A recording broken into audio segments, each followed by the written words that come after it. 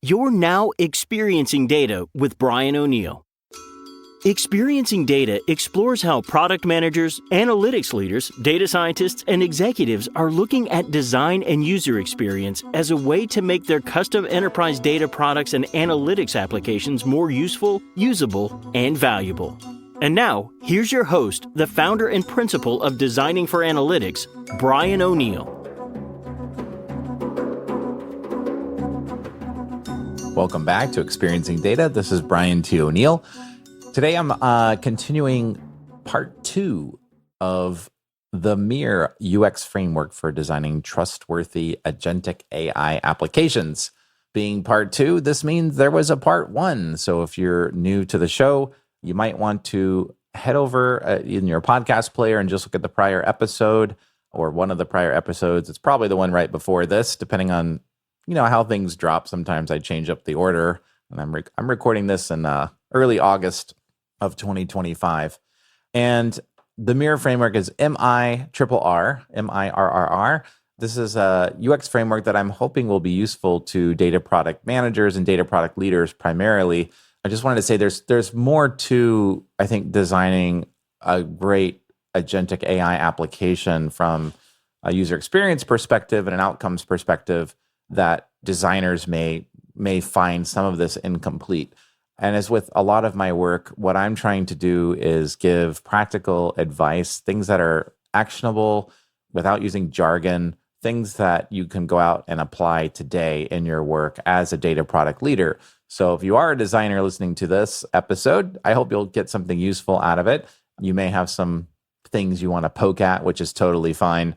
Feel free to send. I love getting that kind of feedback, whether it's from our product and data professionals listening or designers. But I just wanted to say this is really targeted at giving practical advice to non-designers who are effectively owning the role of design of these applications, leveraging AI agents right now. So jumping back in, so the MIRRR framework, in part 1, we talked about the M and the I.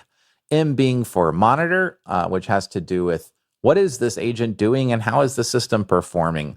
And I, this second verb, these are all verbs, and they're just activities, use cases, things that I want you to think about as you're designing these systems. You can think of it almost like a checklist or just perspectives that you should be including if you really want to make sure the humans in the loop are going to trust and use the solution. So M for monitor, I is for interrupt, and this has to do with the active and passive. We talked about active and passive pausing of a particular AI agent or even an instance of work, such as a particular job that the agent is doing. And even sometimes we may need to pause the entire agent and stop it from doing all kinds of work, depending on what the scenario is.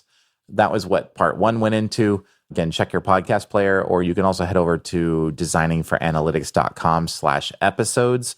That's the listing page on my website that has all of the episodes. You can search for stuff there, and it's in chronological order. So continuing with the MIRRR UX framework, R, the first of the 3 R's, R is for redirect. Let's jump into this one. In the early adoption phase of agentic AI, I believe that systems should be defined with more human touch points, such that we're building safe trust along the way. Trust between the agentic AI application user, the beneficiaries, the humans in a loop who are benefiting from this, who may not be the users themselves. And then we have our business sponsors or stakeholders who are the ones paying for this. They're investing in this solution. Allowing a multi-step agent that has been interrupted to prompt the application user for redirection at relevant times allows humans to safely maintain control until such time as these agents can more reliably handle steps autonomously.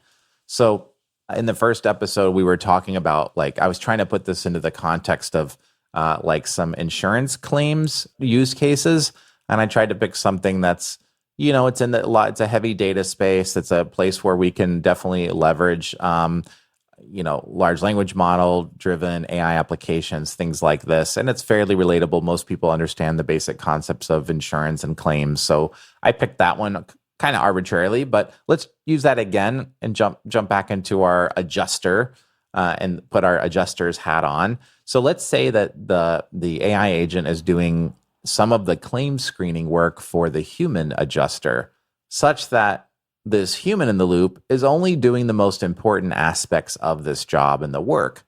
And so the net benefit to the customer that's paying for an insurance coverage, it's accelerating response times to these customers, so they don't have to wait as long to get their claims processed.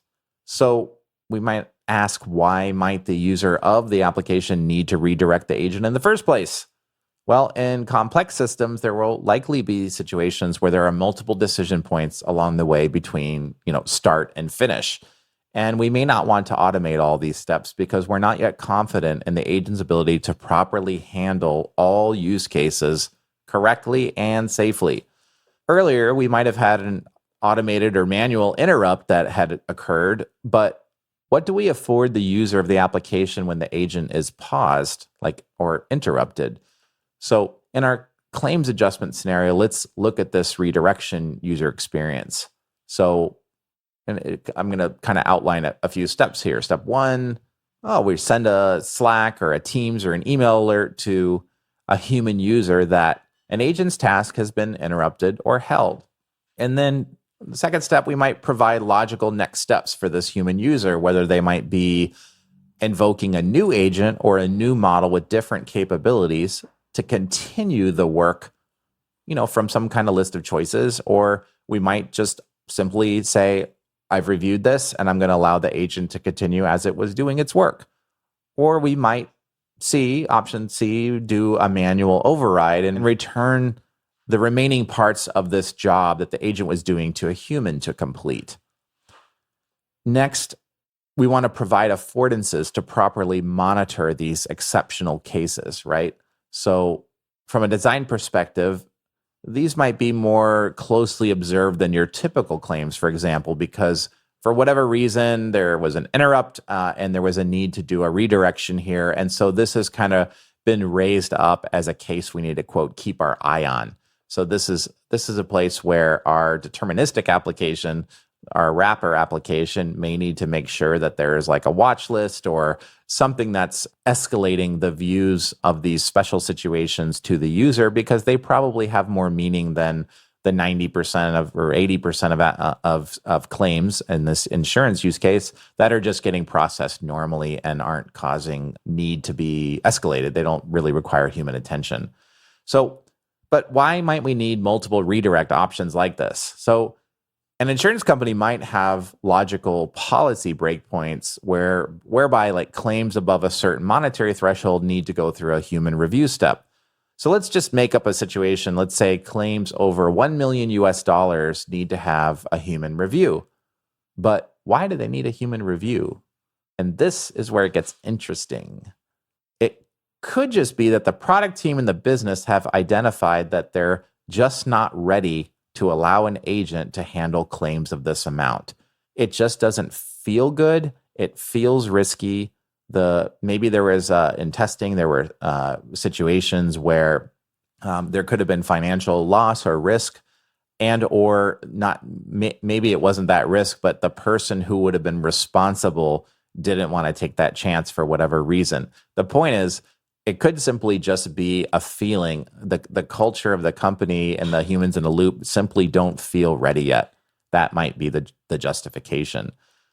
From a business analyst perspective, it might seem like the claims processing workflow is the same regardless of the amount of the claim, but in reality, when it comes to, quote, AI trust, the humans in the loop aren't ready to hand the keys over to a bot to process claims of this amount, possibly incorrectly, probably being the implied reason why they're not comfortable with this. And then some downstream ramification for that, whether it be I'm going to get fired, or someone else is going to get fired, or the reputation and trust of this automation work that we're doing with an AI agent is at risk, and we don't want to take a big hit because not everyone in the company was a champion of doing this in the first place, and they're perhaps looking for a reason to shut this stuff down. And so we might want to tread more conservatively early on. Because AI value is based in large part on whether users will actually adopt the solutions. I'm going to say this again. The value of the AI is based in large part on whether the end users of the system will actually use them or not.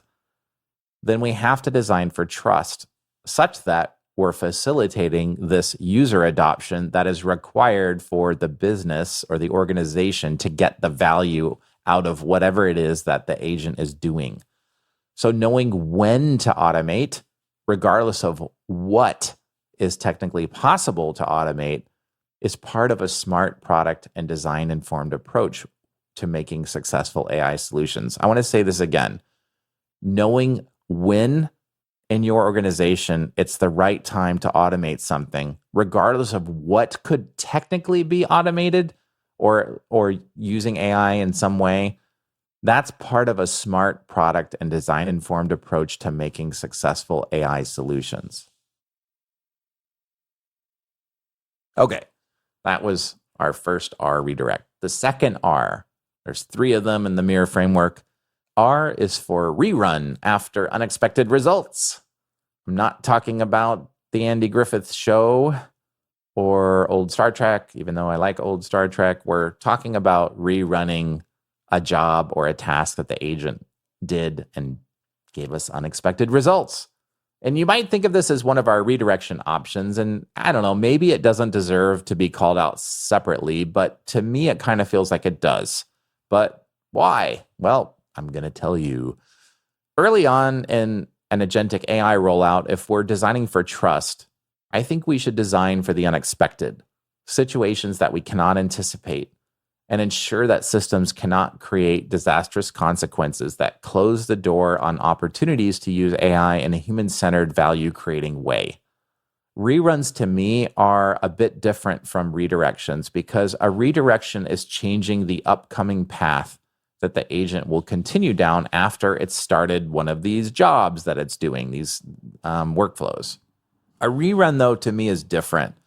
The job, such as like this insurance claim that's being processed, if we go back to that use case, this job needs to be rerun from the start or a prior step, usually due to problems, such as 1, the agent or code failed in a human observable way, resulting in an incorrect outcome.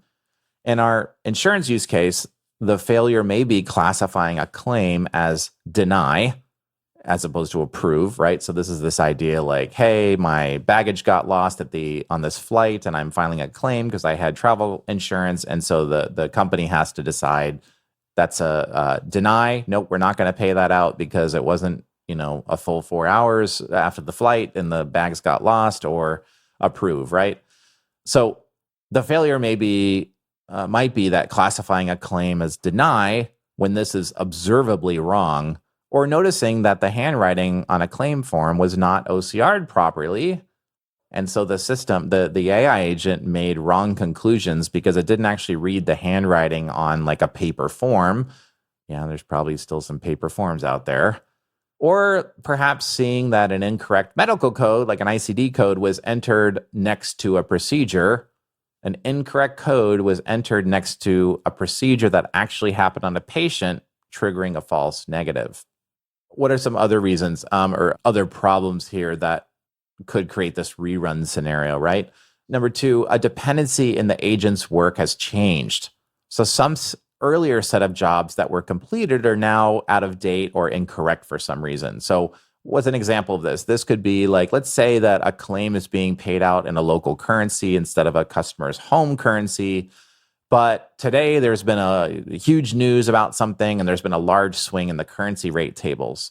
And as such, the insurer manually refreshed these currency rate tables and needs to reprocess a set of claims or rerun them that earlier had been approved for specific payout amounts, but perhaps they were paid, they were going to be paid out at the wrong amounts because they hadn't done this adjustment. And for whatever reason, I'm just making it up that it's not automated. Let's say it only runs every 24 hours, but there was a massive run on the banks at 9 o'clock in the morning, and the values have already changed, and the company wants to be on top of this right now. They don't want to wait a whole 24 hours for these claims to sit on the wrong valuations and then basically pay out too much money. So I'm not saying that's the right thing to do or necessarily a great customer experience. I'm just trying to give a very clear example of how something could work in that situation.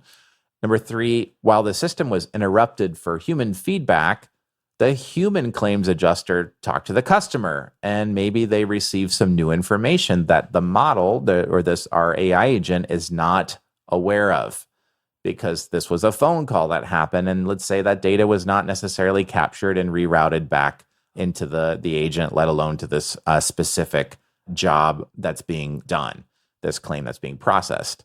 So either for regulatory reasons like auditability, or because it's simply easier for the claims adjuster, they want to rerun the job with this new customer information included in it. Number 4, another option here, a key step in the agent's work, such as, let's say, like a fraud classifier model let's say it was upgraded after a job was done, like the claim was processed, but the claim hasn't been paid out yet. And as such, the adjuster wants to make sure that any and all pending claims, particularly like some of those really big ones that are ready to be paid out, are indeed legitimate. Since we could pretend that recently, let's say this insurance company lost a lot of money due to paying out fraudulent claims. And so the machine learning team has been working on their fraud model, and they've been rolling out updates regularly. But let's say that this claims processor, AI system doesn't necessarily get access to those models without some kind of manual intervention. So there's a reason that the agent may want to recheck some of these claims before they're paid out to make sure the latest and greatest fraud classifier was used against this batch of claims. So, and the important thing is that, given these recent losses, this adjuster, this human that's working in this role, they might be extra motivated to avoid any further payouts on illegitimate claims, because they feel like, hey, that doesn't look good for our team. We're the ones that have the final, sign off on whether a check is written or not. And even though maybe the fraud wasn't their fault necessarily, they, for personal reasons and career reasons, and this team is sensitive to this. They don't want to be seen as paying these things out, even if it's not necessarily their fault. So the point of this is there's still the feeling that these people may have in their personal motivations. And this is an important user experience concept. The business might be able to logically reason its way into saying that it's not the team's fault, that there was this fraud that happened. That's why we have these fraud detection models. But on the ground, the reality of the situation may be that this claims adjuster team does not want to be associated with paying out large claims that are not warranted, that are fake or illegitimate. They don't want that reputational risk. They don't want to be associated with it, whether or not it's their fault or not, because maybe they think it's going to stick. Or in the past, they saw the business blame this team, or whatever the reasons are. The point is, these are things that you're never going to find out about unless you're actually going out and getting that customer exposure time. And your data product team, your AI team, is actually hearing from these people, with true empathy, talking and observing these people to start learning some of these anecdotes that actually drive the feelings that are actually driving some of the real work that happens on the ground, and why they may not adopt a solution like this. And you're never going to learn this kind of stuff through analytics or looking at how many people use the tool and counting, product statistics. If let's say your wrapper application has Google Analytics or whatever your internal analytics, which is ironic, your analytics on your analytics. But all this stuff, these are all things that are measuring product attributes, your solutions attributes, but they're not directly measuring user experience. So counting logins, counting time spent, these things are very much proxies, and they're not replacements for getting direct feedback, qualitative feedback from these users. So anyhow, I'm going to get off my soapbox on that because you've all heard plenty of this from me on this show before. So I'm going to move on. to the next big R. So this is, again, the MIRRR UX Framework, MIRRR, for designing trustworthy agentic AI applications. So what's this next R? R is for rollback, industrial strength undo. And kicks in when? Well, when we have significant unexpected agentic AI behavior. So with agentic AI, things will go wrong, especially if you are an early adopter. But we can plan for wrong ahead of time in many situations, providing our end users with a user experience that doesn't necessarily break trust in the system. I'm still debating about renaming this step in the framework to undo, but rollback seems to have greater scope, and in complex enterprise situations, we may need to think beyond, taking a single step backwards, which is often what this concept of undo in computing is often associated with, and at least in traditional software applications. Additionally, when we talk about rollback, we're likely addressing multiple systems that may need to be touched as well. And so, even if the user interface element, the button or whatever it may be, might have an undo label on it, the scope of this undoing behind the scenes might be multifaceted.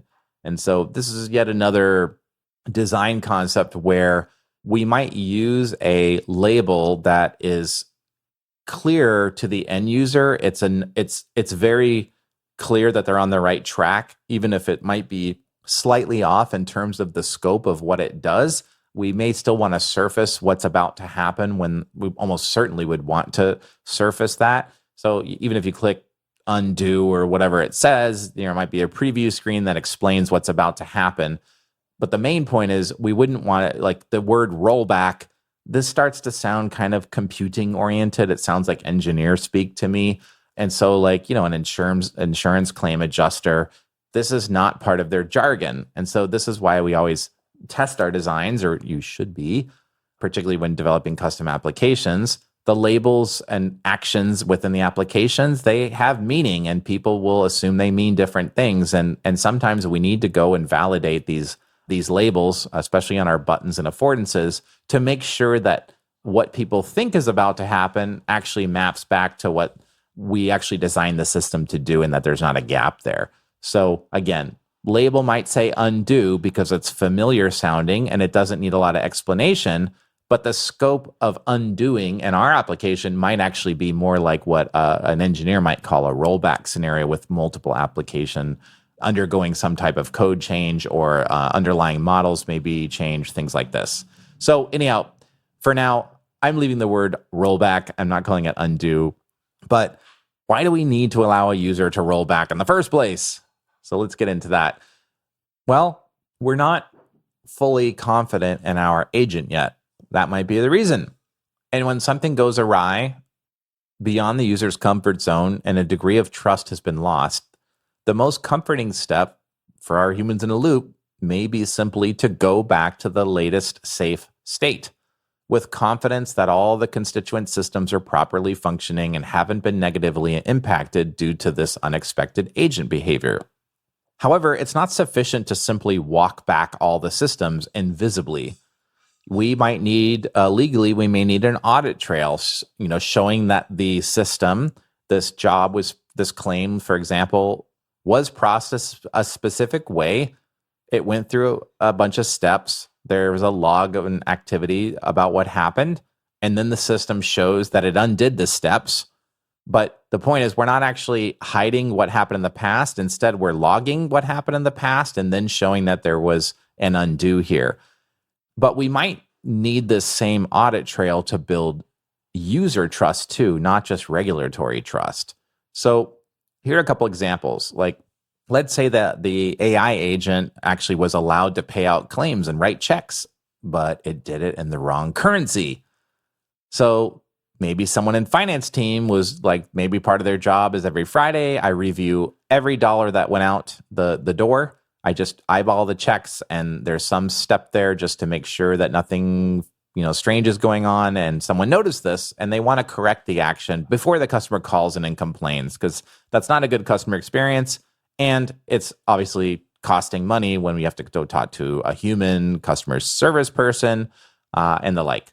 So the rollback action would need to possibly do a bunch of things, such as cancel the wire payment or cancel the check that's about to go out, reopen the claim, or step the claim back to the proper state, such as pending review or whatever it may be.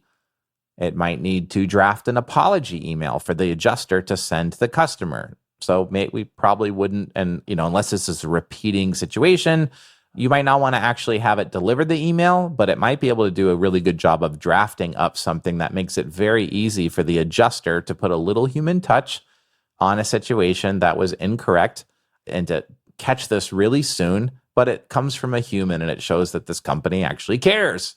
So could we deliver it automated? Of course, but maybe this is a chance to add a little bit of delight when we've failed or under-delivered on whatever our promise was. And then finally, we might need this action of rollback to prompt the user that a next action actually needs to be taken. So you don't just roll it back, but once you roll it back, it's like, well, what happens now? Where did we leave things? So we need to prompt a user that a next action needs to be taken. Jumping up to another example here about, why do we need to allow a user to roll back? Let's say that a customer called in to customer service, to the care team, and they complained about a denial notice that they received, feeling that their claim was improperly handled and should have been paid out. Upon review, a human adjuster agrees that the AI agent made an error when it flagged this claim as deny. So rolling back this step might mean several actions have to occur in order for the internal application user to continue trusting this AI agent. So the denial letter might need to be marked void, and that might need to be recorded in a few different places, the CRM and the claims database or wherever it may be. And the claim status needs to be changed to the correct status, such as needs review. And then maybe late fees that were imposed or calculated need to be removed from the customer's account, and maybe even reversed in the official ledger with some kind of comment. So the rollback scenarios could be many. And one thing this calls attention to is how much the agentic AI is not about automating everything in some invisible way. Instead, AI can and should be intelligently used for the right types of work and jobs, often, or maybe even usually, inside of a deterministic or traditional software application wrapper that solves for some of these deep vertical use cases. In some ways, the AI is almost more akin to services and workers and not a replacement for traditional applications. Instead, it's like a new form of glue that connects existing applications and infrastructure while helping to accelerate customer and business value. So that's it for now. The MIRRR UX Framework for designing trustworthy agentic AI applications. It's a start. I have a lot more to say about this. I've been thinking about this space quite a bit. These are just my opinions about how I would think about applying these concepts in general to these types of data products that you all are out there building. So if you want more, well, you're in the right place. This podcast, keep listening. You'll get episodes every 2 weeks. The home base for my publishing is, of course, my Insights mailing list available at designingforanalytics.com/list or /podcast. If you head over there, that's actually the better URL is designingforanalytics.com/podcast. Go there. Pop your email address in there. I'll give you little one-page summaries of these emails. I'm sorry, not of these emails. One-page summaries of these podcasts with highlights in them. So if you don't have time to digest the entire audio, you can get a nice little one-page summary every 2 weeks, as well as my latest writing and thinking, as well as updates on my different services that I'm doing in this space and just work in this space. There's so much going on right now. I know it's hard to keep up, but I appreciate your part of your ear in this little corner of the podcasting world, giving some attention to experiencing data. So thank you so much. Until next time, take care. This is Brian signing off. We hope you enjoyed this episode of Experiencing Data with Brian O'Neill.